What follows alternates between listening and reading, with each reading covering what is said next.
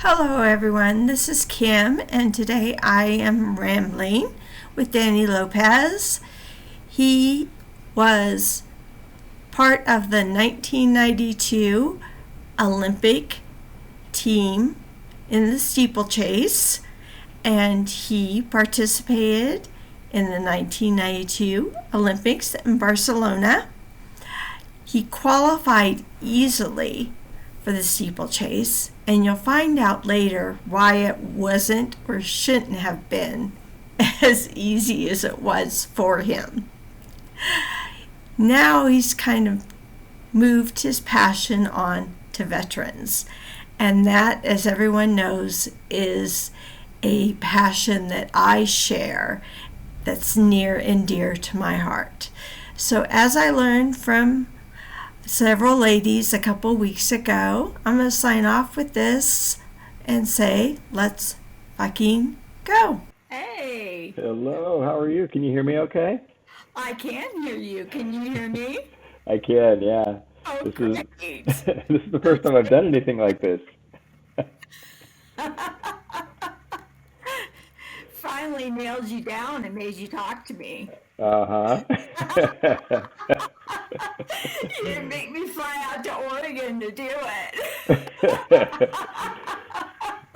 It's funny, only one of my headsets is working, and I'm not sure how to change that. Huh. Oh, well, that's a bummer. Well, yeah, and I'm getting old. I can't hear as well.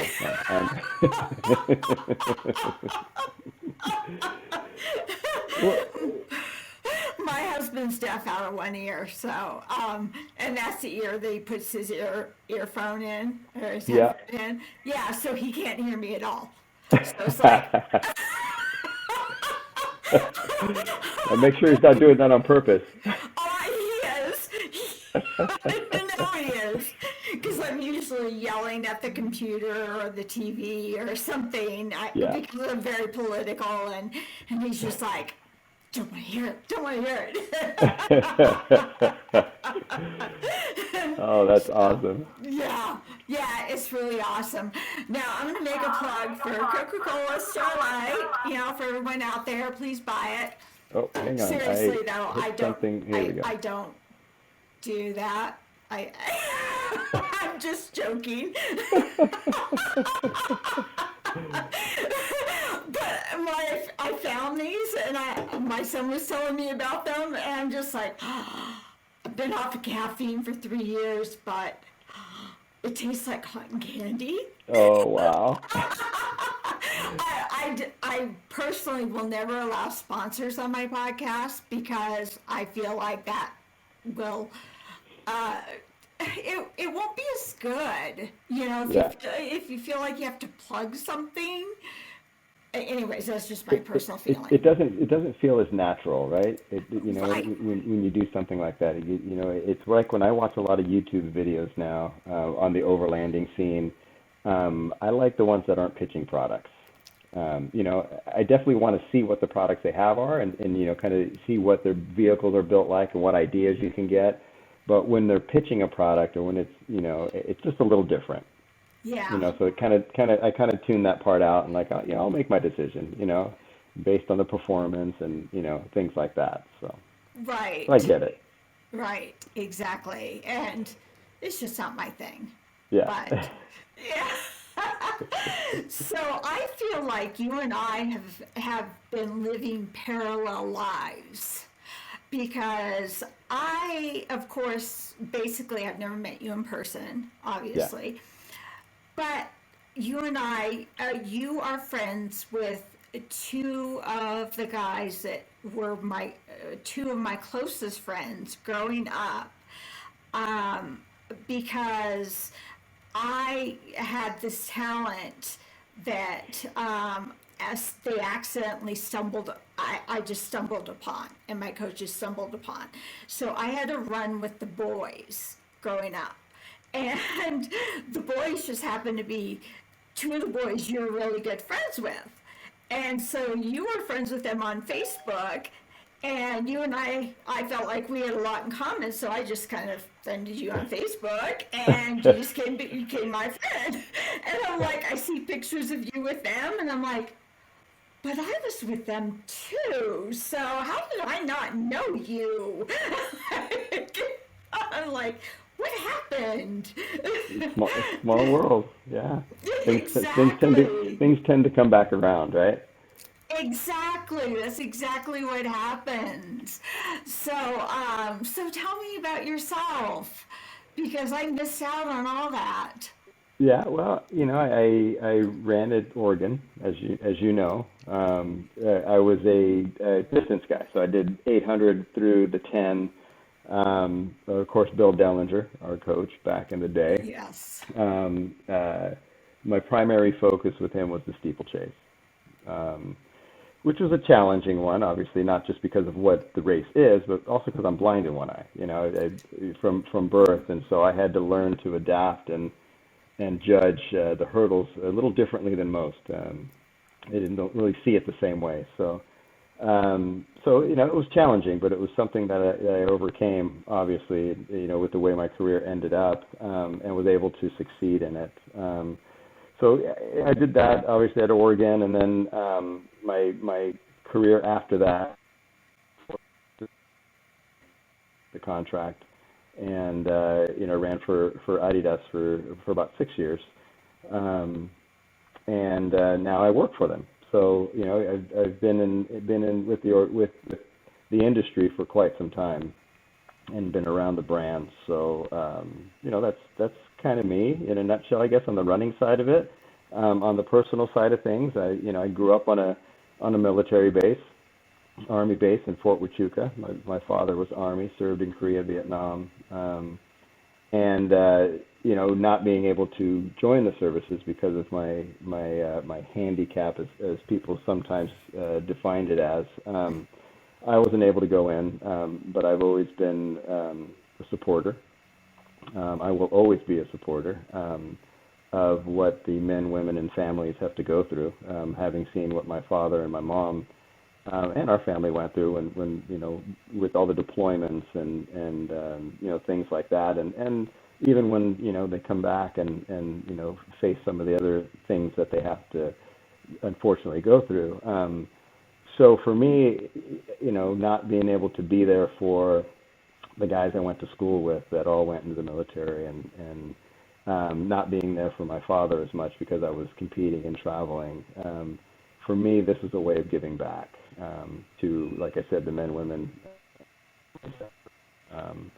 So it's a passion. It's something I believe in very strongly. I'm not perfect. I'm not, I try my best to be there 100% of the time. Can't always do that, but I'm willing to give that a try. And I think we all have our ups and downs. So for me, it's also it helps me just as much. When I can sit and speak with the veterans and be a part of their brotherhood or sisterhood. I would never pretend to understand what some have gone through, but I will always be that person to listen and to support and to have their back. So that's the other side of me, and that's just who I am. In a nutshell, I guess. Yeah, my passion for sport and for supporting veterans. That's it.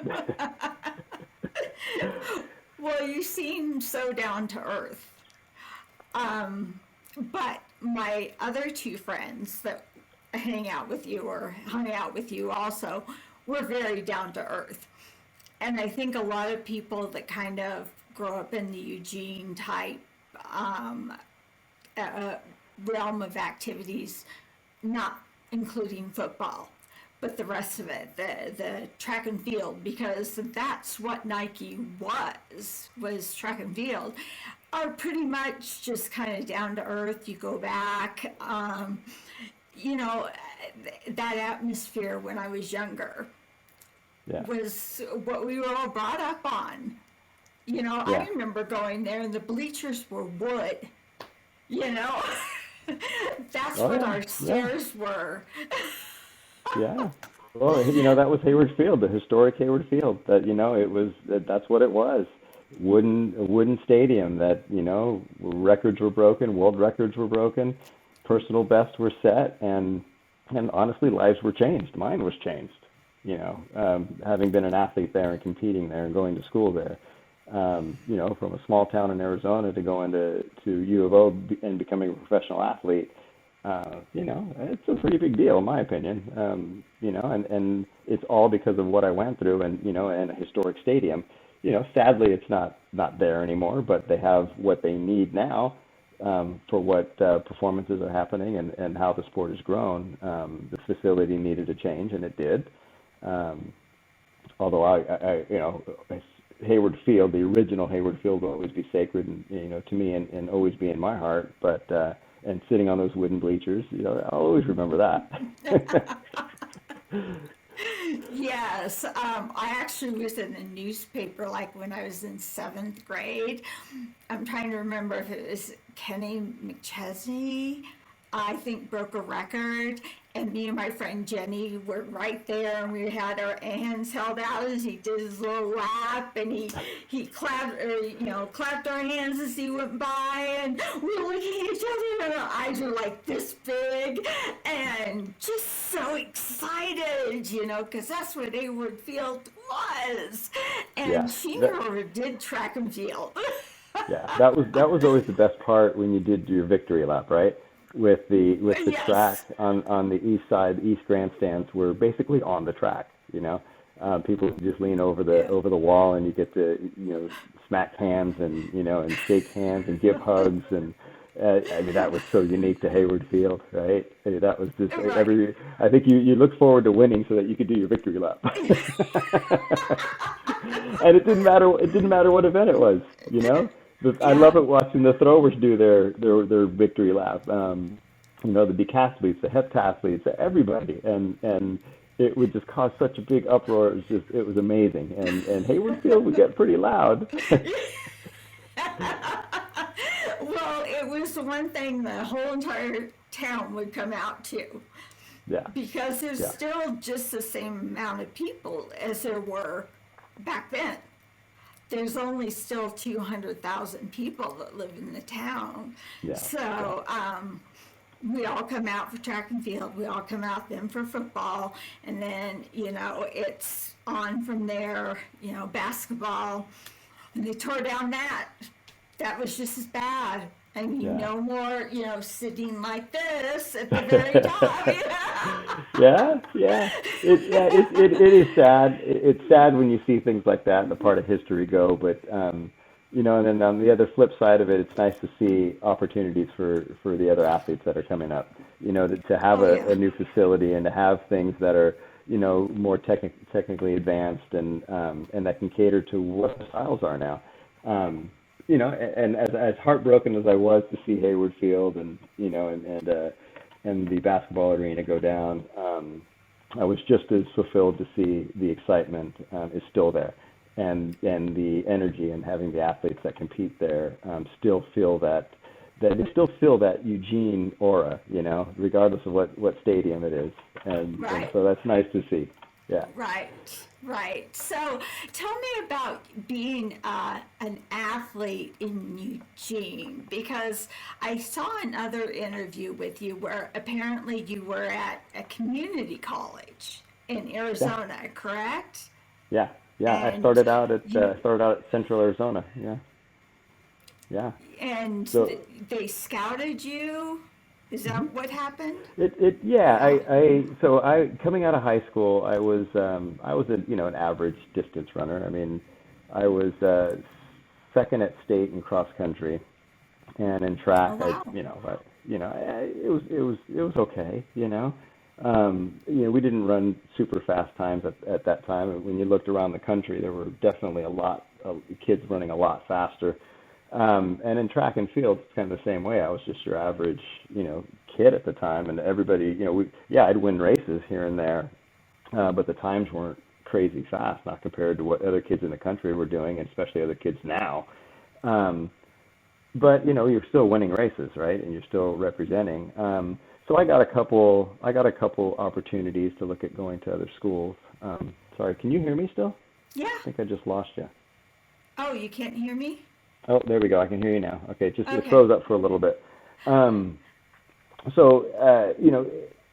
was just so they weren't crazy fast times or anything like that. And so when I was being looked at, sure, I was being looked at by a couple schools, nothing major. I didn't have the grades to really get into a university, and I wasn't good enough to get a full scholarship to go to a university, and I couldn't afford to go otherwise.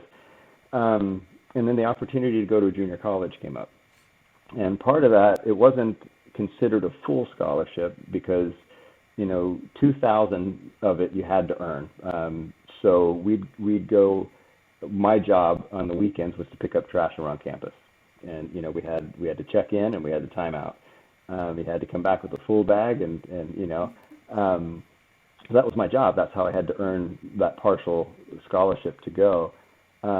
And we'd have to do that, right after practice. You go straight to work.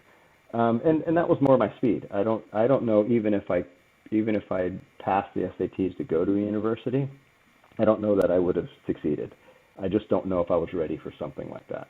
So when the opportunity came to go to a junior college, and I looked into it, and you learn who the coach is, and it's George Young, first American four-time Olympian, I believe, and bronze medalist in '72 in the steeplechase of all things. Yeah, I had an opportunity to go there, and I wanted to be away from home, not because it was a bad thing. It's just I just wanted to grow up, and the only way I was going to do it was go to the military, which I couldn't do, or go to school and just get away and learn how to be self-sufficient. So the furthest I could go at that time was Central Arizona, and so I did. So I went there, and we lived on campus we each had a roommate, and we had a routine. We had to be on the road by 6 a.m. For our morning run. Then we had classes that we had to attend, and then you had to be out at the track at 3 for afternoon practice. And George was tough. He was a tough son of a bitch. I don't know if I can cuss on these things, but Of course you hey. can. But he was a tough son of a bitch. He was an Yeah. old school coach, and he let you know it if you didn't like what you were doing. And I think, when he approached my father and said that, he's going to take care of me, and as he does with all the athletes, and that he's going to make sure that we succeed, he meant it. And my dad knew what he meant too. It was going to be some tough love at times. And for me, going up there and not being able to run faster than 4:21 in the 1600, to going up there and being able to crack my first mile at 4:10, and then eventually go under and things like that, at a junior college, and race against some of the fastest Kenyans in the world at the time, because there is no age limit into running at a community college. So we had William Musioki and William Mutoa, Michael Musioki, and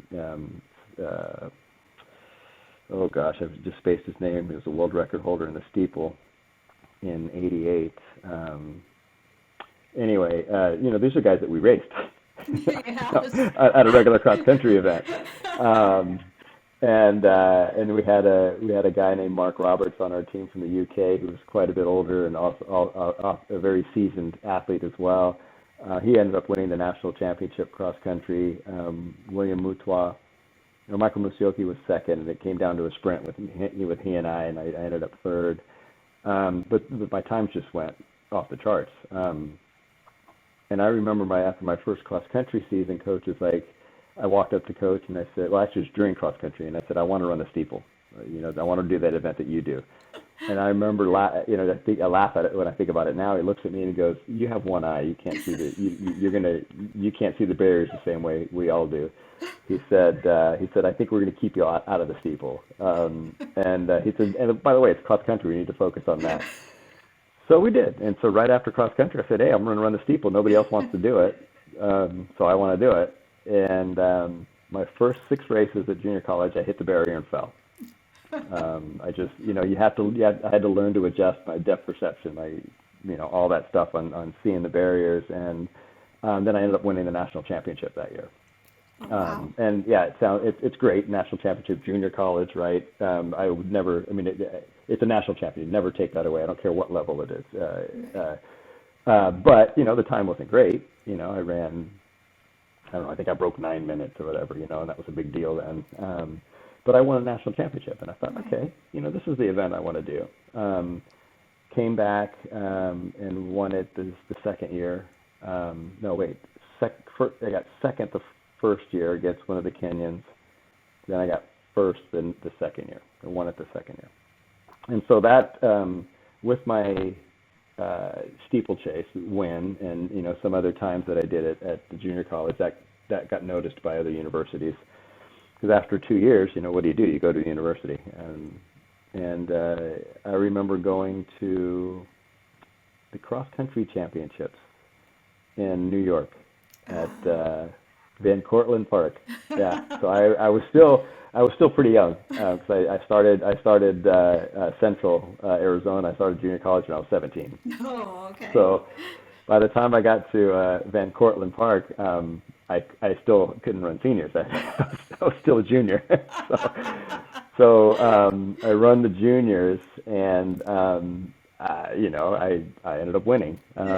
It came down to a sprint with myself and Daniel Moss out of what's the university? Anyway, it came down to a sprint. I ended up winning, to my surprise. But the first coach at the finish line was Bill Dellinger. And the ironic thing about that, and I remember this really well because I had every coach in the country was there trying to talk to me, but they weren't talking to me. They were going straight to my dad. Everybody thought, well, Dad makes the decision. We're going to talk to my dad. And Dellinger is the only person that came straight to me. And he says, this is your decision, not his, Right. And my dad had the utmost respect for that. Because he was right. It wasn't my dad's decision. My dad, he supports me whatever I do. And so that when Bill did that, that kind of solidified it for me. I knew where I wanted to go, and I knew what I wanted to be a part of. And I also knew that Dellinger could help me get there. And most importantly, my deal was to graduate. I never knew I'd even go to college. So for me, to graduate was a big deal, even though sometimes it didn't seem that way when I was in school. But it was a big deal. And so Dellinger, he got me up there, and 2 weeks into it, I wanted to go home because it was raining so much. But when you get from Arizona to rainy Eugene, Oregon, obviously, but obviously it worked out. You again, it's one of those things you learn and you adapt and overcome. And I had to do it with my vision, and I had to do it with my my lack of cold weather tolerance and rain. So it was an experience, right. Nothing I would ever change about it, even with the ups and downs, you sometimes you look back and you wish you could do things differently. Nah, for me, it's like every single up I had was great, and every down moment I learned from. So it was an experience. Right. Now, I grew up wanting to do the steeplechase. They opened it, I think, when I was 14 to women for the first time, and I was recruited to Oregon Elite. Mr. Spickerman, I'm not sure if you're aware of the Spickermans. They started, and so he started a club just for girls called Oregon Elite. And I was running for them, and of course, I have way too much energy. That's part of the reason I only get this. I still have way too much energy, and that's why I was running.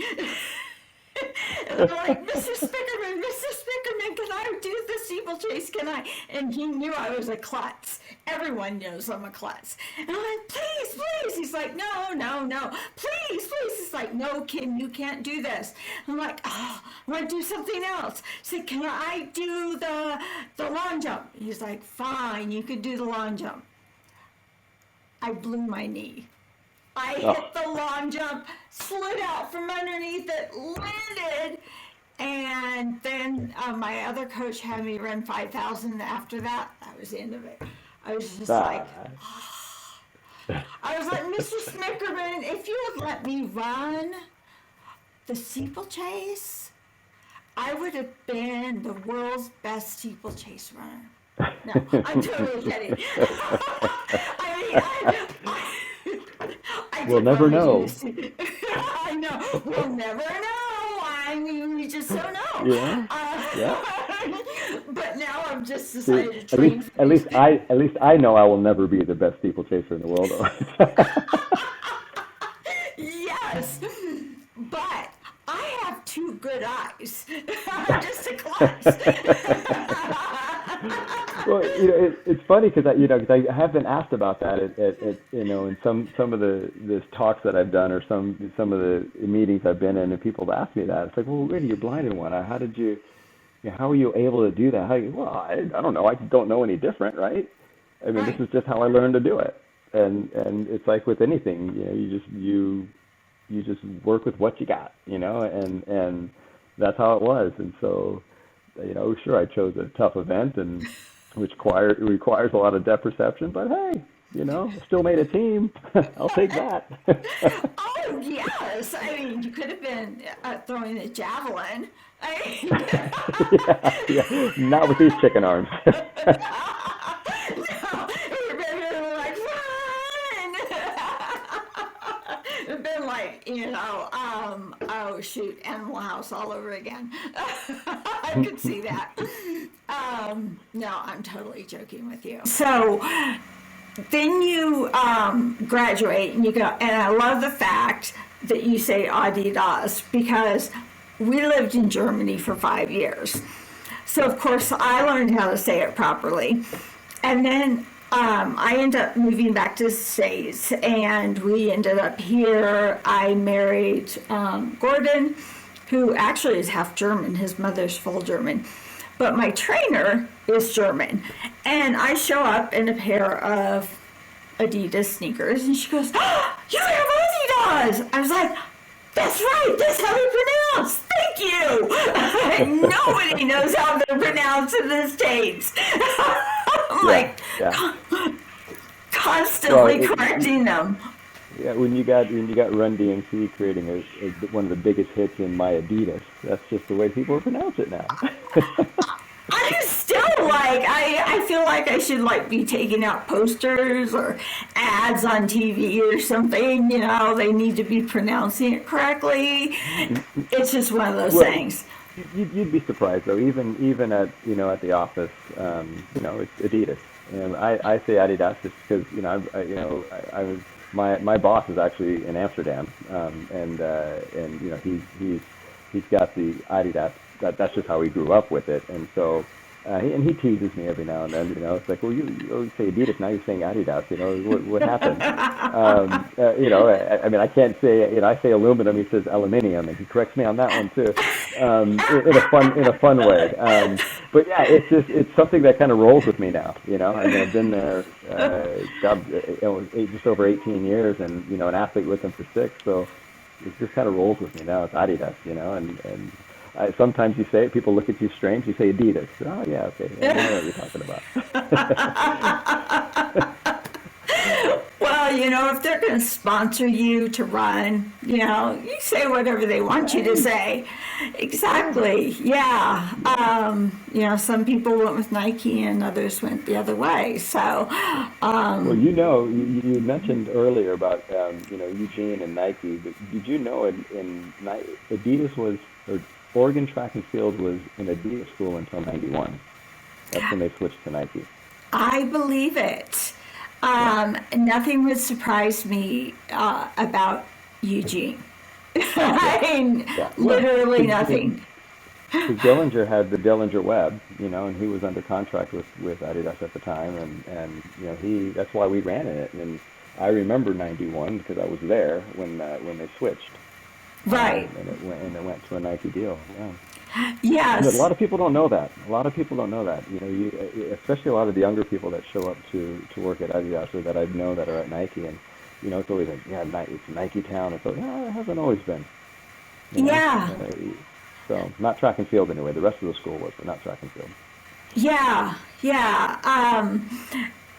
I know more the backstory about how it was created and who created it and preventing, and we grew up always knowing those stories and the legends behind it, and of course Mary Decker and Alberto Salazar and meeting those people and things like that, and so that Nike part has always been ingrained in us.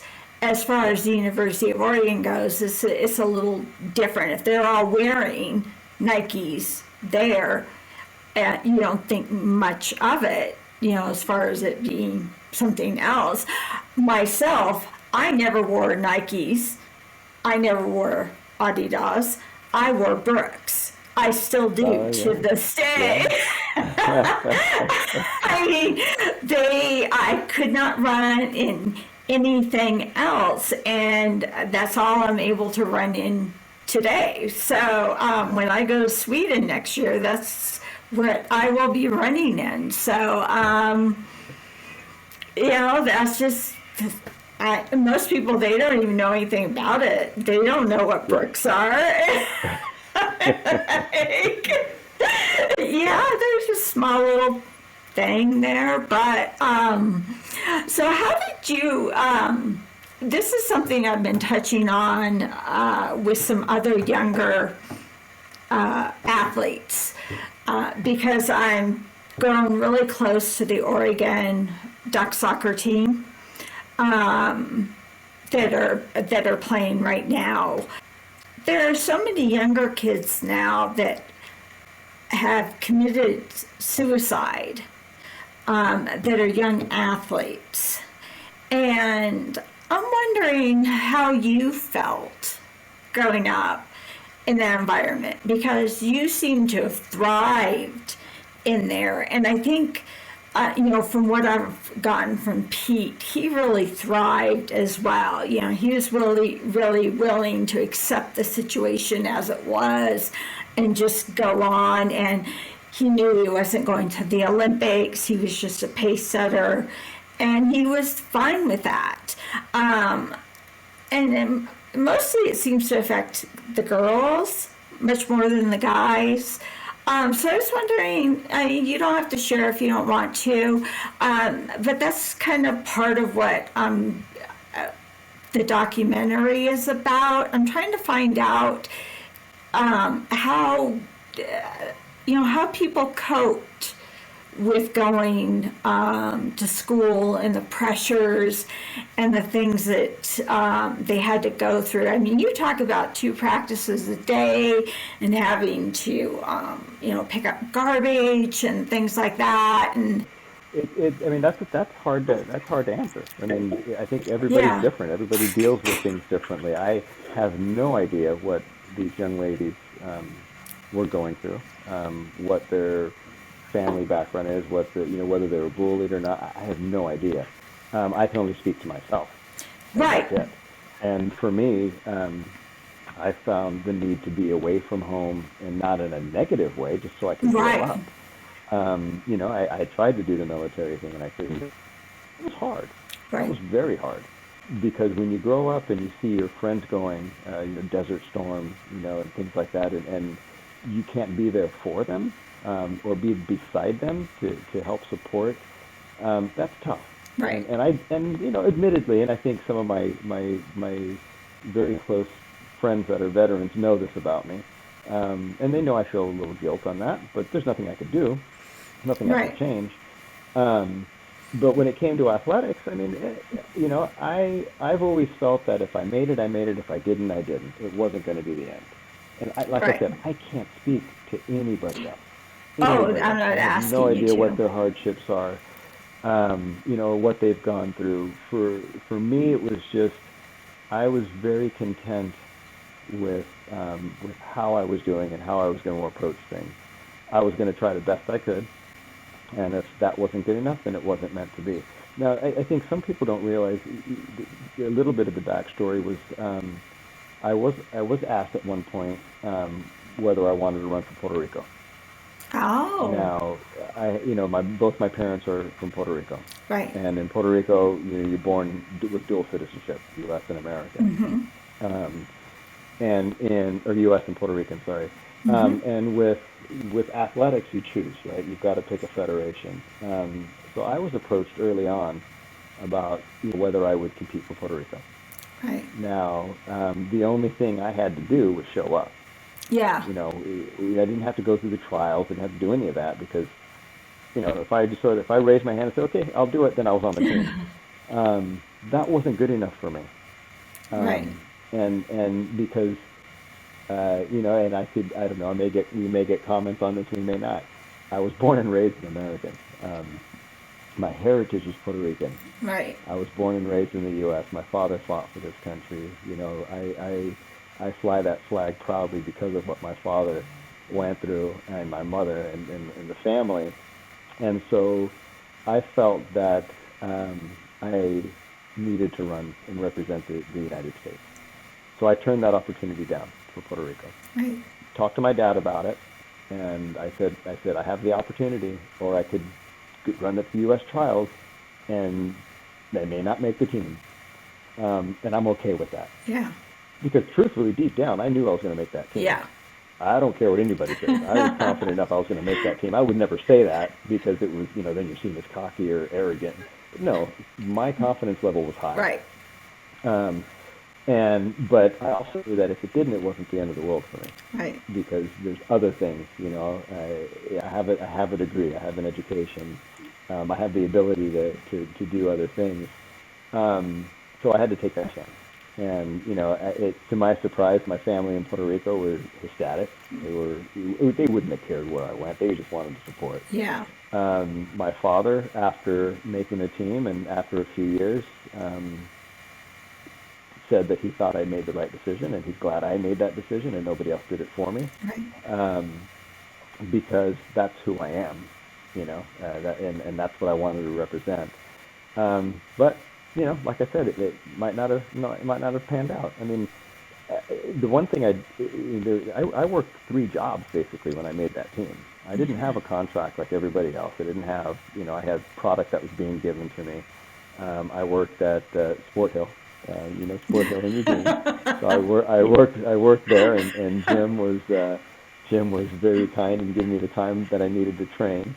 And then after Sport Hill and going to practice, I'd go to Texaco and I'd work as a cashier. And Yes. then on my way home, I'd go clean offices, law offices downtown. I'd go clean the mill as a janitor, and I Right. did that every single day. And I trained. Yes. Um, so, there were a lot of sacrifices I had to make in order to make that team. Would I change it? Never. Right. I would put myself through that again to make a team and to do what I, set out to do. And had I not made that team, you know, I, I can say right now I wouldn't have been disappointed because I felt like that's how I was going into it. Now, in the moment, who knows? Yeah. Maybe I'd have been Exactly. devastated. I don't know. I don't know. I can't go back in time. Um, but that's just how I've always taken things. I had the opportunity to go on the roads, and that's where I was pushed to go by a lot of people because it was easy money at the time.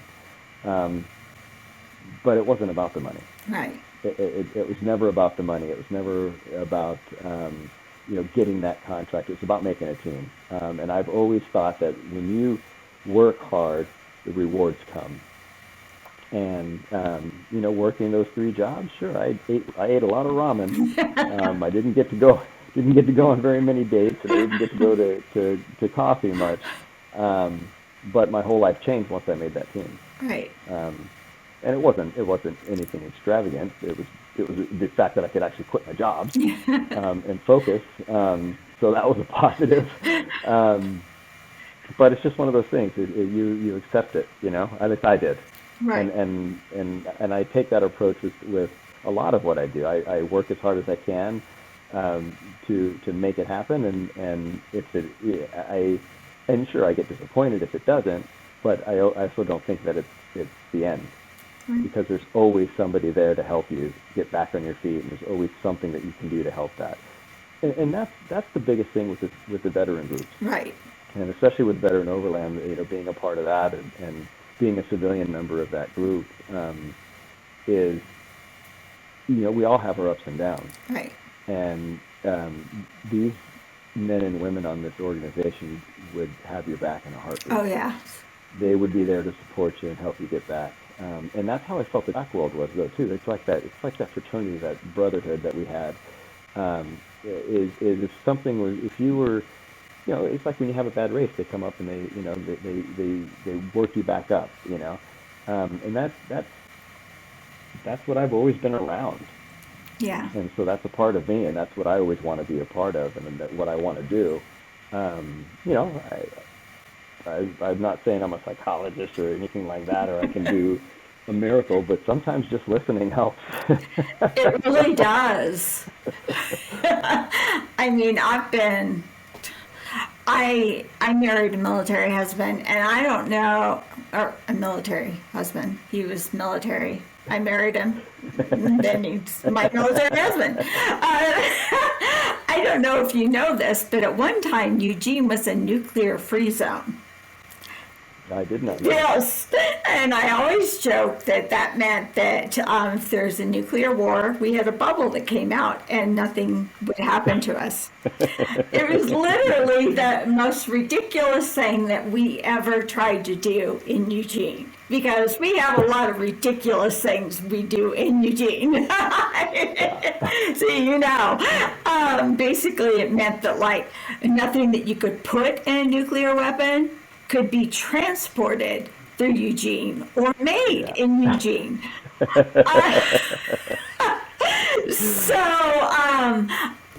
the closest I ever got to anything military in Eugene was I was working, basically it was a 911 operator as a young mom, single mom, and the National Guard's alarm wasn't working. And I'm like, don't you guys have guns? Can't you just sit there? And I don't know. I mean, it seems like logical, right? Well, National Guard works, 1 week in a month, 1 month a year. Yeah. I don't know this. So when I meet Chris, was a friend of my cousin. We end up in Arizona. And we got married there, and then I ended up in Alaska,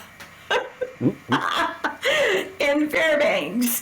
And so we did a lot of different things as far as the military went. I mean, spending 30 years in Alaska trying for myself to adapt to a military life. I mean, as you know, if you read anything that I've ever posted, I'm not a shy, quiet person. I'm like, what the hell are you guys doing? I'm not, and I'm pretty liberal, and I'm like, no, this is not going to work. And I married him in 1993, so it was even less liberal than it is now with all the wars that have happened and everything that had gone on. And he ended up becoming a Green Beret, and we ended up in Germany, and that's when the war started, and the guys started coming back or not coming back. Or not, yeah. And one of my closest friends, her name was Kim. I had two friends. We were all three of us were Kims. And her husband came back, and she and her husband were really close friends of ours. And I caught him in the food court. You probably know about the food court. If not, all your friends will know about the food court. And he's sitting there, and I'm like, Rich, hi, how are you? And he's literally shell-shocked. Just doesn't know anything. And I'm like, come here, sit down, let's talk, catch up. And he sits down, and some other guy sits down with him, and he goes to introduce me, and he can't remember my name. And it's only been, maybe 4 or 5 months since I saw him last. And it's his Yeah. wife's name. Um, do you remember the whole? I always can't remember this. The prison's name, Abu Ghraib. Or, remember the controversy over what the prisoner or the service members were doing to the prisoners while they were, Mhm. yeah, where they all were caught doing, like torturing these prisoners. Hmm. It was, it was said about because Rich and um, their their team, they were higher up than that, he had just watched two of his friends, they were blown up. There was a missile that had gone over the wall. They were blown up, and then that's what had transpired out of that. And most people Yeah. don't know that. So after I found out all of this, we come back here, and I'm like, no, this something needs to stop. Something really needs to stop, and we need to start taking care of our service members when they come back. They shouldn't be beating up their wives or killing people. We were having one or two shooting deaths a weekend in Colorado Springs. So we developed a program to help them integrate, to get back into society. And that's why I believe that programs like you're involved in are so vital, because it keeps going. It's not just 2 Yeah. weeks. Yeah. Yeah. We don't. We're obviously not a professional organization. We don't offer professional services. We do have resources listed on the website, which is that veterans can go to, and their families can go to. We simply offer, a place where people can be themselves, can be with like-minded people. We offer that connection through overlanding, through something that's similar to what they did in the military, just getting out and getting in these vehicles and going camping and being around each other, and being able to share their stories and not be judged. And I think that in itself, I hope, helps.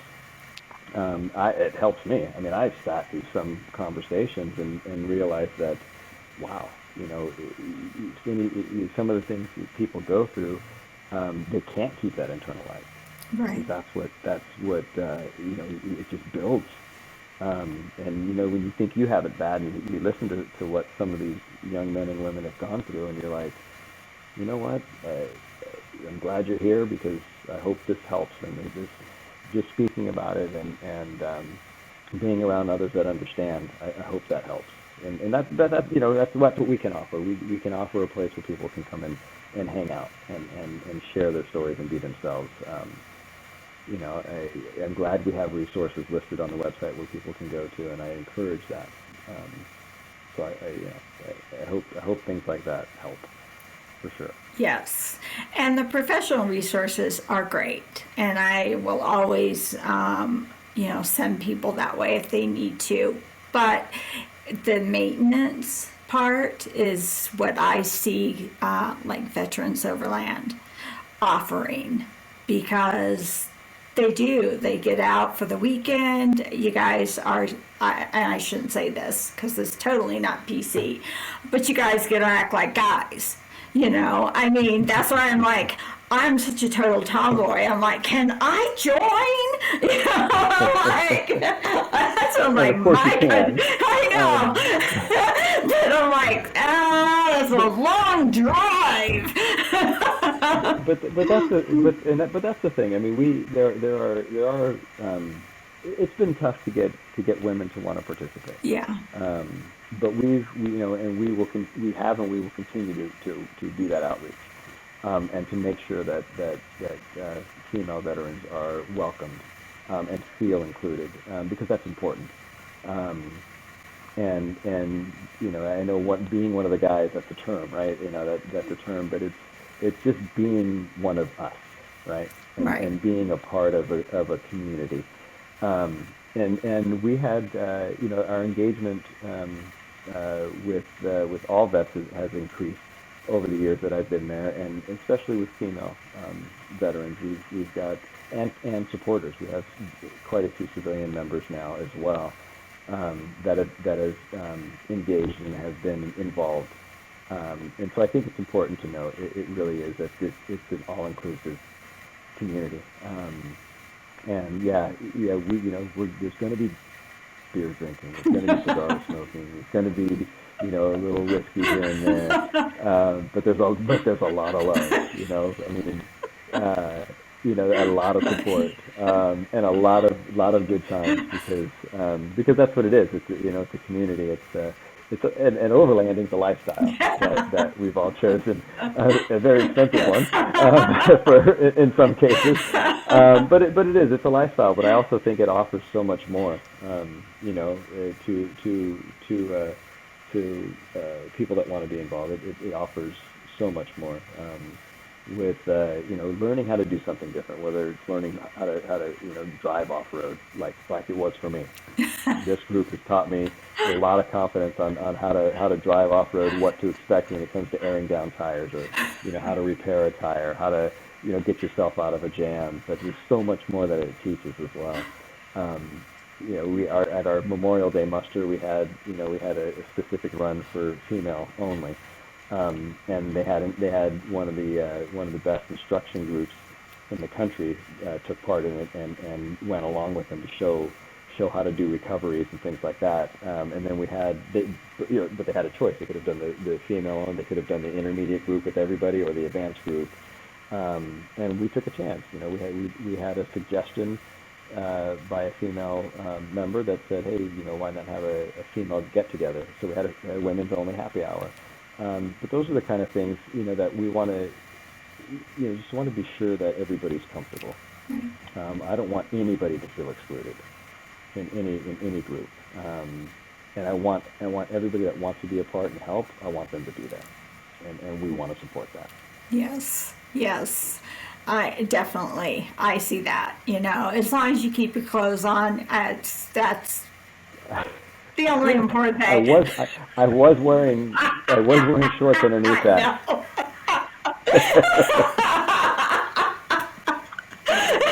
But again, my humor comes out. But I knew that was going to come out. No, the sad part about that is I really haven't been drinking. But just natural personality. I don't know if that's worse. It's just who I am. Sometimes I think of something that's funny and I just do it, and it gets people going and involved, and that was a fun one. Well, this is so funny because that is something, and you guys don't call him Pete. I think I'm the only person that calls him Pete anymore. Eric. I don't know. Eric Peterson. I will always call him Pete because that's all I ever called him growing up was Pete. Yeah. Kurt had a pool, which you probably knew, and a hot tub, and so we would have these massive pool parties. But during the winter, we would sit in the hot tub. Well, Pete would just try and break the ice of the pool and go swimming. And that's what I saw when you did that. I was like, no wonder they were friends. I can only imagine what those two were up to. Yeah, we were also roommates for a couple of years. Okay, that will be a conversation for when I get out to Eugene. And we'll have to sit down and figure out what you guys were doing. No, that stays in the house. You guys were in a fraternity? They let you into a fraternity? That's what we called it, because it was a bunch of guys living in on University Street. and we always used to say it was our own fraternity, and it was. It's a running fraternity, and we had a few parties here and there. And it's funny because I remember one of them one year. We had a party, and we would give out invitations to people to come. And one of the invitations was it was an Olympic theme. And I remember this because Steve Richards, that he did the invitation, and I remember he was saying, one of this crew, one day is going to make an Olympic team. And so that's what we did. And I remember I made that Olympic team, and I still have that card. And Steve, every now and then we that pops up when we see each other. It's like, yeah, remember the time? Yeah, I remember it. And I really didn't drink in college or when I was training. So I was always, a lot of the guys didn't. But when we had the parties, obviously people were getting drunk and stuff. But we were very cognizant of that, and we were very aware.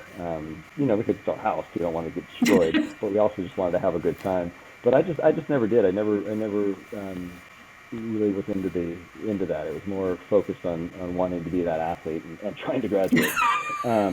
So I didn't really drink much at all, and especially during the parties, I definitely did not, because I wanted to make sure that I was aware of my surroundings. So, but that I always remember that party. Yeah.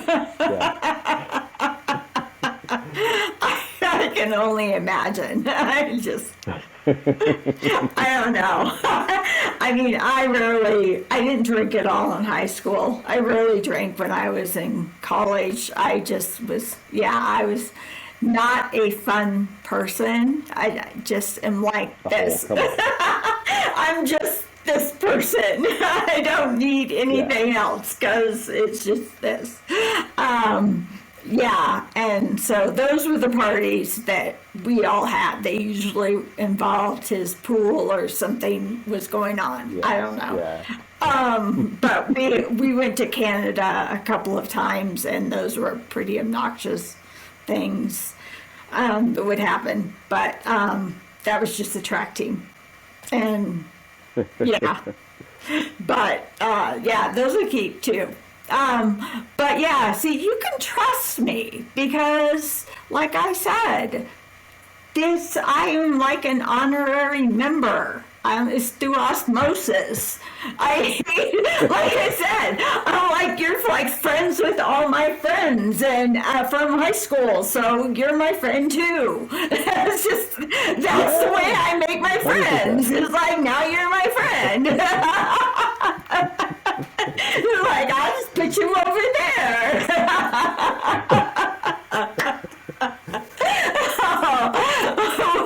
Well, I've kept you all night long.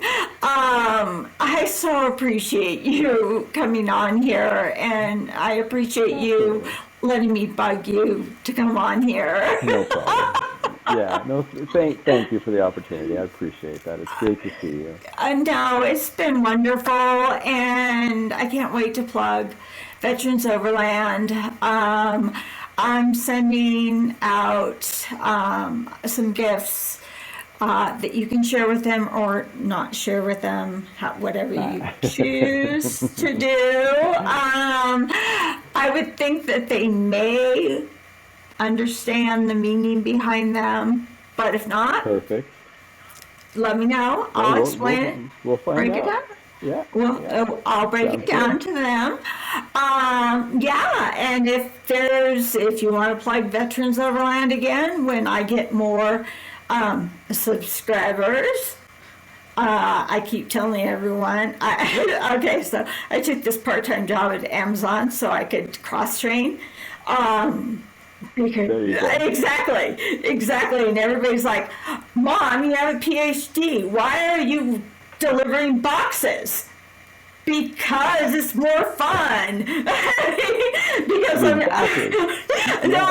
trying to do this race in Sweden. It's a duathlon. It's water, swim, scramble, run, swim, scramble, run. So I have to cross-train as well as run and lift weights. And so I took this job at Amazon, and every single day I'm like, did you guys watch my podcast? Did you watch it? Did you? I go, I'm gonna start throwing cards out to everybody. Like, I'm gonna get more viewers. Just you wait. You gotta start somewhere, right? Exactly. So when I get more viewers, if you want to come on here and plug Veterans Overland again, you're always welcome. But thank you so much, Danny. Thank you so much. And you have a wonderful evening, and keep telling people it's Adidas. Yes. You know it. Yes. All right. You have a great evening as well. You too. Bye-bye. Okay, bye.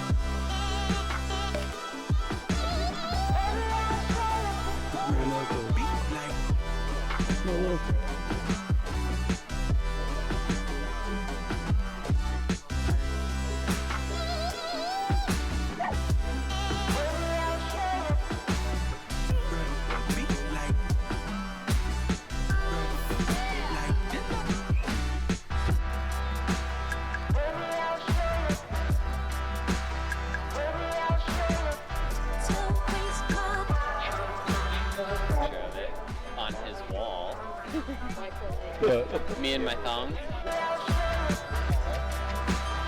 you want a mimosa? Not a crow. It's a new one. Yeah, I'm gonna set it up to where.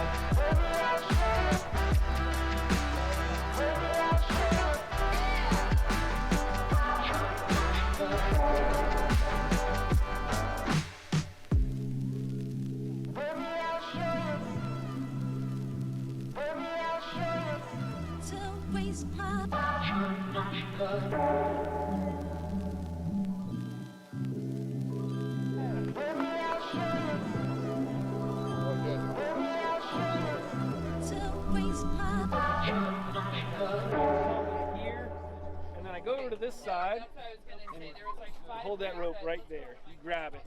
Don't pull too tight yet. And then this is so this is the other end. It's going to be the hook end that we're going to tie off. I want to make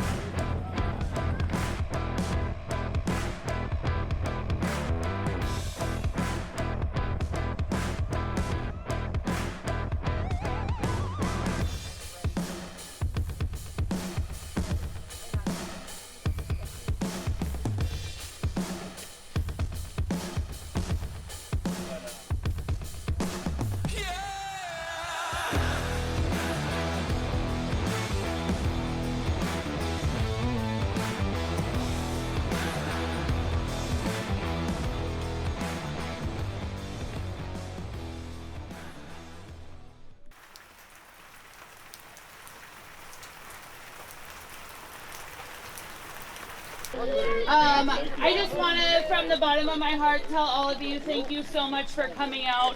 I might get emotional.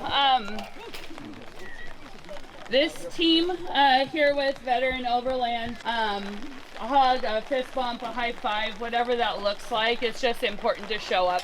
And so I want to thank each and every one of you for showing up. Even though it's a lot of faces you don't know, it's a little uncomfortable at times. But you came and you're surviving the weather. So just want to say thank you very much to all of you.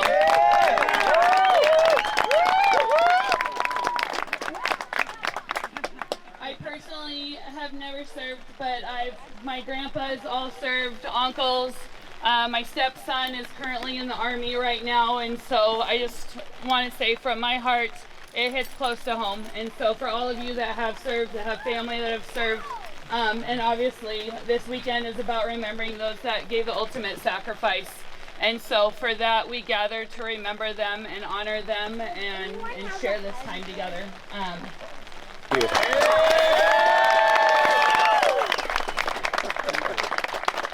We love you. Right there.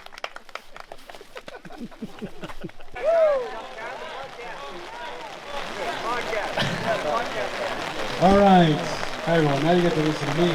Although Jenny and I didn't rehearse, she did a really nice job. She was explaining the weekend and said some really nice things. Nice work, Jenny. I was supposed to say some of those things, but I don't have to. And last year we got a little bit of feedback, which was, hey, this is Memorial Day. It's a very sensitive day, and let's not commercialize it, which we don't want to either, for sure. That's not the intent. Every one of these vendors, they came and they actually told me we don't want to sell anything. We're not interested in selling it. We don't want to do it.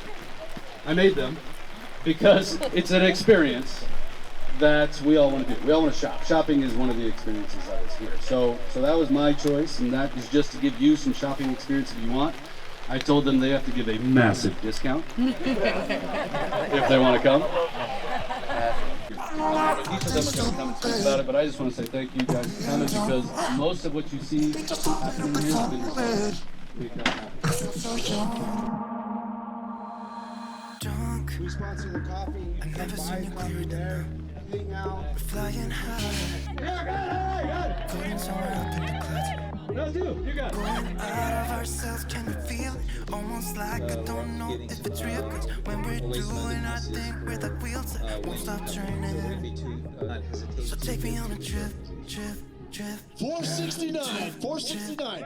Winner, chicken dinner. She was in the class. She knows how to use this. Oh, wasted. City lights are shining so bright. All these empty faces. We don't care about them tonight. We're going out of ourselves. Can you feel it? Almost like I don't know if it's real. Cause when we're doing our thing, we're the wheels that stop turning. I know we're acting stupid. Maybe just a little bit foolish. I feel so young. Just go a little crazy and lose it. I don't care if we don't. It's the only way we know how to do it. Make me feel so young.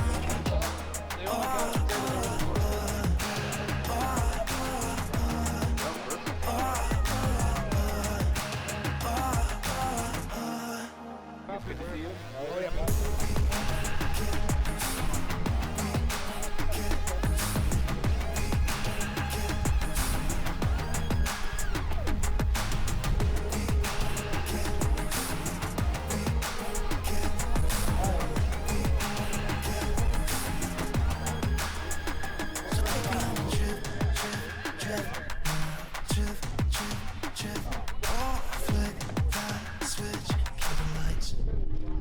I know we're acting stupid. Being dumb. Maybe just a little bit foolish. I feel so young. Just go a little crazy and lose it. I don't care if we're dumb. It's the only way we know how to do it. I feel so young. I know we're acting stupid. Maybe just a little bit foolish.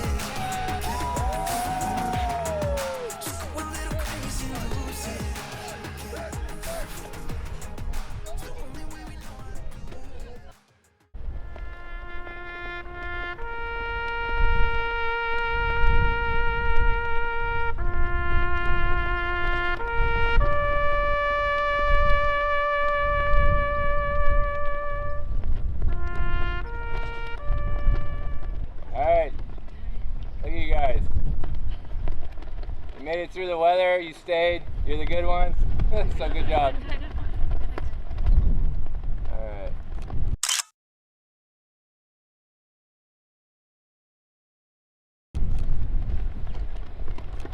Awesome.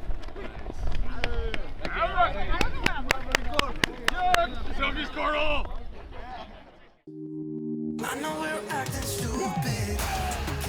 Being dumb. Maybe just a little bit foolish. I feel so young. Just go a little crazy and lose it. I don't care if we're dumb. It's the only way we know how to do it. I feel so young. I know we're acting stupid. Maybe just a little bit foolish. Just go a little crazy and lose it. It's the only way we know how to do it.